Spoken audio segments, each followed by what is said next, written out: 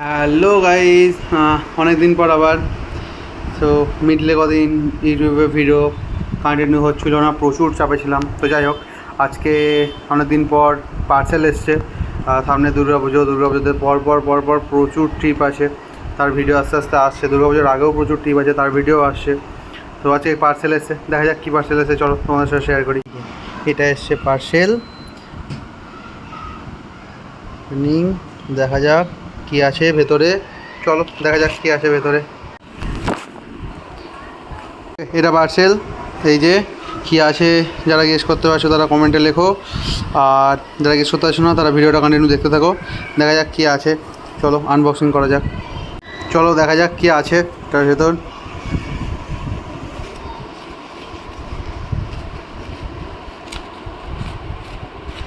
ও finally grand bike, ভালো wait, এটা heavy weight, এটা প্রচুর ওয়েট আছে। এটা অ্যাকচুয়ালি কেটিএমের। যারা কেটিএম ইউজ করো বা যারা স্পোর্টস বাইক ইউজ করো তারা জানো যে ডাবল স্ট্যান্ড থাকে না।